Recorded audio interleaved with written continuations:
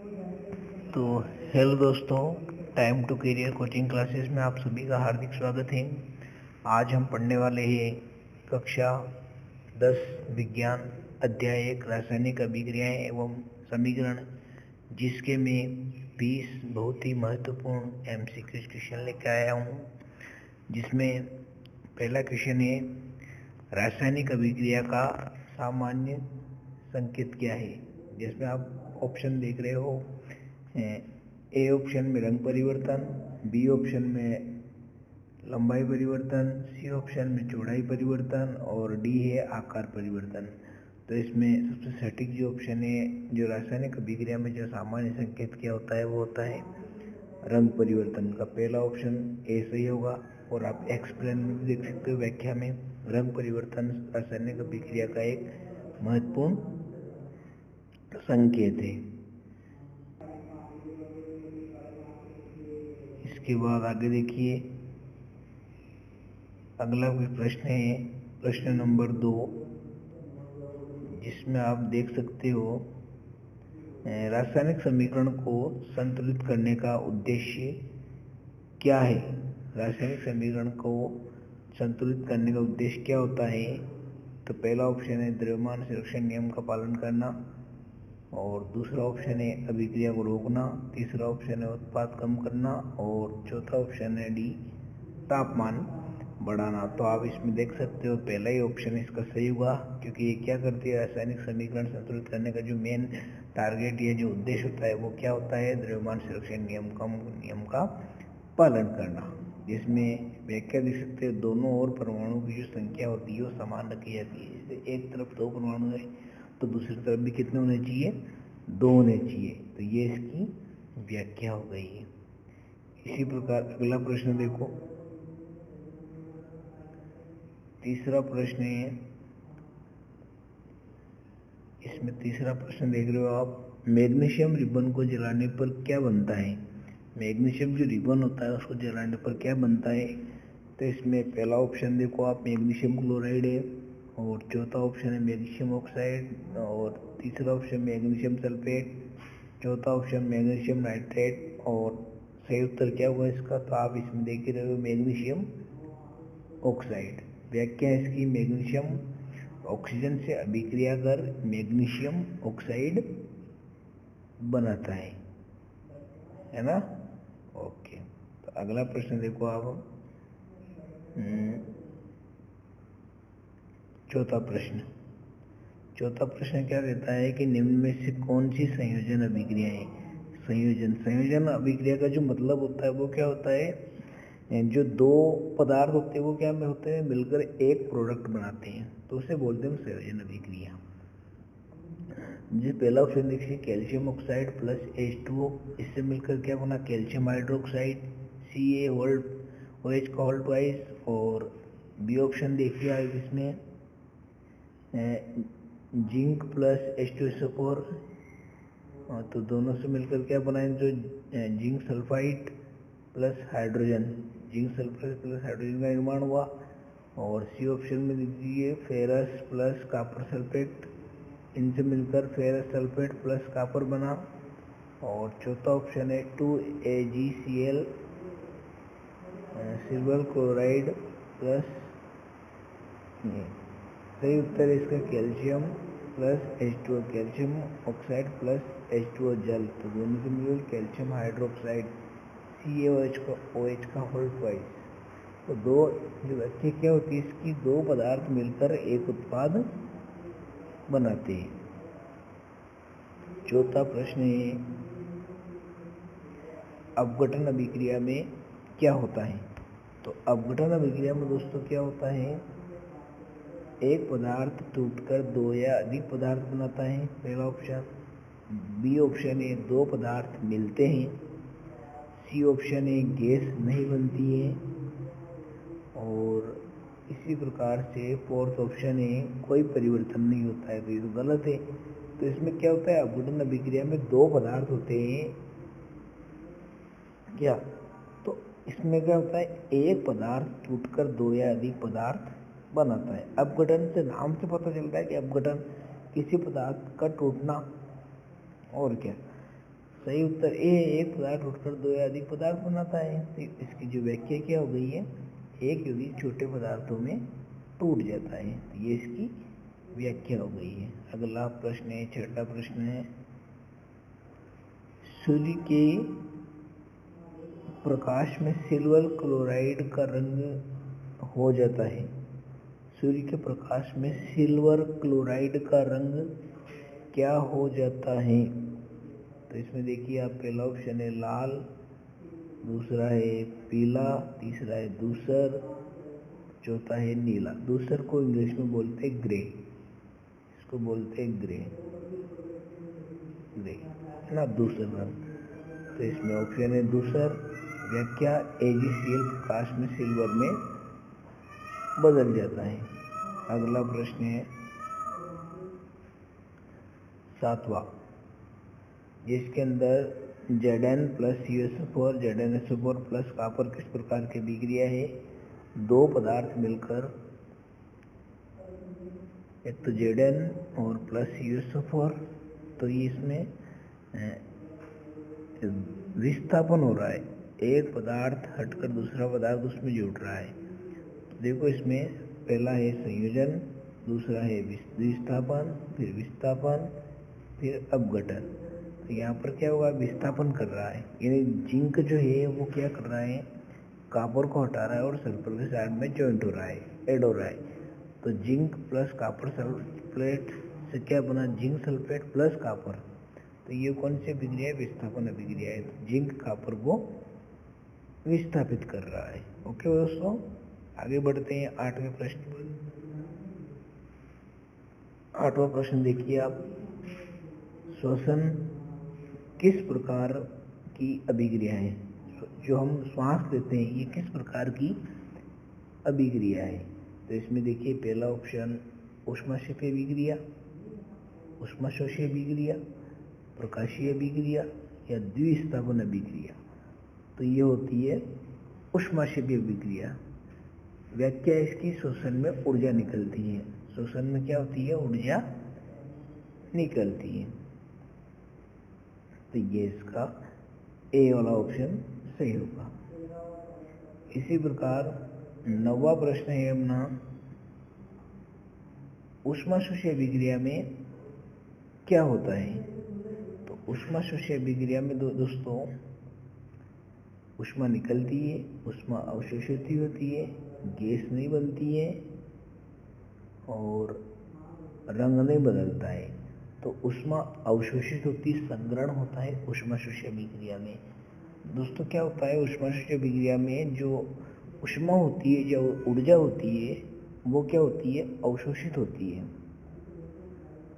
व्याख्या, ऐसी अभिक्रिया ऊर्जा ग्रहण करती है। तो ऐसी जो अभिक्रिया होती है ऊष्माशोषीय क्या करती है, ऊर्जा ग्रहण करती है। अगला प्रश्न है 10वां प्रश्न है, निम्न में से कौन सी द्विस्थापन अभिक्रिया है? AgNO3 plus NaCl, AgCl plus NaNO3 और बी ऑप्शन है इसका Mg प्लस O2 से बना अपने पास MgO, मैग्नीशियम ऑक्साइड, और थर्ड ऑप्शन है zinc plus HCl plus ZnCl2 plus H2, फिर copper calcium oxide plus H2 से कैल्शियम हाइड्रोक्साइड का निर्माण हुआ। तो इसका जो सही उत्तर होगा, द्विस्थापन अभिक्रिया क्या है, AgNO3 प्लस NaCl। तो AgCl प्लस NaNO3 यानी सोडियम क्लोराइड से silver chloride plus sodium nitrate, यानी आयनों का आदान प्रदान होता है। द्विस्थापन अभिक्रिया में क्या होता है, आयन जो होते हैं उनका आदान प्रदान होता है। ये ध्यान में रखना आपको। अगला प्रश्न है 11वां, लोहे पर जंग लगने के लिए आवश्यक है, कितनी इम्पोर्टेंट, कि जो लोहा होता है आयरन, उस पर जो जंग लगता है, जंग बोलते हैं, जंग करने के क्या आवश्यक है? केवल ऑक्सीजन या केवल जल, ऑक्सीजन और जल दोनों, कार्बन डाइऑक्साइड। तो इसमें सी ऑप्शन जो होगा वो क्या होगा, करेक्ट होगा, क्योंकि ऑक्सीजन और जल दोनों के उसमें प्रेजेंट होते हैं। ऑक्सीजन और जल दोनों, जंग जो होती है वो नमी और ऑक्सीजन से लगती है। तो आगे देखिए अगला 12वां प्रश्न। 12वां प्रश्न है अपना, जंग का रासायनिक सूत्र क्या है। बहुत ही इम्पोर्टेंट प्रश्न है ये, बहुत ही इम्पोर्टेंट प्रश्न होता है। यह कंपटीशन एग्जाम में भी पूछा जाता है। इसमें पहला ऑप्शन है अपने पास Fe2O3.XH2O, पहला ऑप्शन, और दूसरा है फेरिक ऑक्साइड और फेरिक क्लोराइड, और तीसरा है फेरिक सल्फेट। सही उत्तर है Fe2O3.XH2O, और यह हाइड्रेटेड फेरिक ऑक्साइड है, हाइड्रेटेड फेरिक ऑक्साइड होता है। अगला प्रश्न है अपने पास 13वां, वसा और तेलों का ऑक्सीकरण क्या कहलाता है। वसा और तेलों का ऑक्सीकरण क्या कहलाता है। एक तो जो फैट होती है वसा, और एक जो ऑयल तेल जो उसका ऑक्सीकरण होता है वह क्या कहलाता है। तो इसमें देखिए पहला ऑप्शन संचारण, विकृत गंधिता, अपघटन या विस्थापन।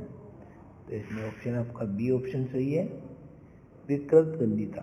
व्याख्या तेल व वसा खराब होकर दुर्गंध युक्त हो जाते हैं। जो आपने देखा जो वेपर्स होते हैं, जो चिप्स वगैरह, इनको विकृत गंधित करके ही जो पैकिंग की जाती है, जब ये तो जल्दी खराब नहीं होते हैं। ओके, उनमें गैस भरी जाती है नाइट्रोजन, ये तेलों वसा खराब होकर दुर्गंध हो जाते हैं। अगला प्रश्न है 14, भोजन को खराब होने से बचाने हेतु तो कौन सा पदार्थ मिलाया जाता है। भोजन को खराब होने से बचाने हेतु तो कौन सा पदार्थ मिलाया, प्रतिओक्सीकारक, अम्ल, क्षार या जल। तो प्रतिओक्सीकारक मिलाए जाते हैं, तो पहले ऑप्शन सही होगा। ये ऑक्सीकरण को धीमा करते हैं। जो प्रतिओक्सीकारक होती है क्या करती है,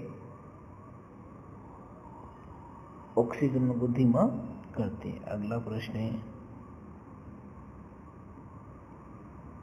15, संचारण का उदाहरण है दूध का खट्टा होना, लोहे पर जंग लगना, पानी का उबलना, नमक घुलना। तो ये तो हो सकते, दूध का खट्टा होना ये भी संचारण उदाहरण नहीं है, पानी का उबलना ये भी संचारण का उदाहरण नहीं है, और नमक घुलना ये भी संचारण का उदाहरण नहीं है। तो इसका उदाहरण है जो है लोहे पर जो क्या होती है, जो जंग या जो कीट लगती है उसे बोलते हैं संचारण। वह धातुओं का नष्ट होना संचारण कहलाता है, ऐसी व्याख्या है। अगला प्रश्न है 16, इसमें देखो आप 2H2 प्लस O2 यानी 2H2 प्लस O2 2H2O किस प्रकार की अभिक्रिया है। तो दो पदार्थ मिलकर एक प्रोडक्ट बना रहे हैं, तो ये क्या है, संयोजन अभिक्रिया है। तो देखो इसमें संयोजन, अपघटन, विस्थापन, द्विस्थापन बनी हो सकती है। तो क्या है ये संयोजन अभिक्रिया। तो दो पदार्थ मिलकर क्या बना रहे हैं, जल बनाते हैं। हाइड्रोजन और ऑक्सीजन दोनों मिलकर क्या बनाया, इन्होंने जल का निर्माण करा। अगला प्रश्न है दोस्तों 17 नंबर का प्रश्न है अपने पास, निम्न में से कौन सा रासायनिक परिवर्तन है। रासायनिक परिवर्तन आपने पढ़ा होगा, परिवर्तन जो दो प्रकार का थे, एक तो रासायनिक परिवर्तन और एक भौतिक परिवर्तन। तो इसमें जो प्रश्न में अपने रासायनिक परिवर्तन कौन सा है इसमें से, जैसे आप देख सकते हैं इसमें एक तो बर्फ का पिघलना और पानी का उबलना, कागज का जलना, नमक का घुलना। बर्फ का पिघलना भौतिक परिवर्तन है, पानी का उबलना भौतिक परिवर्तन, कागज का जलना और नमक का घुलना। भौतिक, कागज का जलना है वो क्या है, रासायनिक परिवर्तन है, क्योंकि कागज जलने के बाद कागज नहीं बना सकते हो आप, ठीक है ना। सही उत्तर है कागज का जलना। नए पदार्थ बनना, इन नए प्रोडक्ट का निर्माण बनती है, इसके नए प्रोडक्ट का निर्माण हो रहा है। ओके, अगला प्रश्न है 18वें नंबर पर है, सिल्वर क्लोराइड का अपघटन किसके कारण होता है। सिल्वर क्लोराइड का अपघटन किसके कारण होता है। तो इसमें देखो, ऊष्मा के कारण होता है, या प्रकाश के कारण होता है, या जल के कारण होता है, या वायु के कारण होता है। तो सिल्वर क्लोराइड का अपघटन किसके कारण होता है, प्रकाश के कारण। ओके, तो जो सिल्वर होता है उसका किसके कारण, प्रकाश के कारण अपघटन होता है, ये प्रकाशीय अपघटन है। इसके बाद में अगला प्रश्न है 19वां नंबर का, द्रव्यमान संरक्षण नियम किसने दिया। बहुत ही इंपॉर्टेंट प्रश्न है। द्रव्यमान नियम किसने दिया, संरक्षण नियम, न्यूटन ने, या डाल्टन ने, या लावोजियर ने, या रदरफोर्ड ने। इसका जो आंसर है अपने पास वो है लावोजियर। उन्होंने कहा था कि द्रव्यमान संरक्षण नियम दिया। व्याख्या किसने दी इसमें, द्रव्यमान संरक्षण का, लावोजियर ने द्रव्यमान संरक्षण का नियम दिया। अगला प्रश्न है, अंतिम प्रश्न दोस्तों, रासायनिक समीकरण में अभिकारक किस ओर लिखे जाते हैं। रासायनिक समीकरण में अभिकारक किस ओर लिखे जाते हैं। दो प्रकार से होते हैं, एक तरफ होता है अपने पास में, जैसे देखो अब रासायनिक जो समीकरण होती है, जो रासायनिक समीकरण लिखते हैं हम, उसमें एक तरफ होते हैं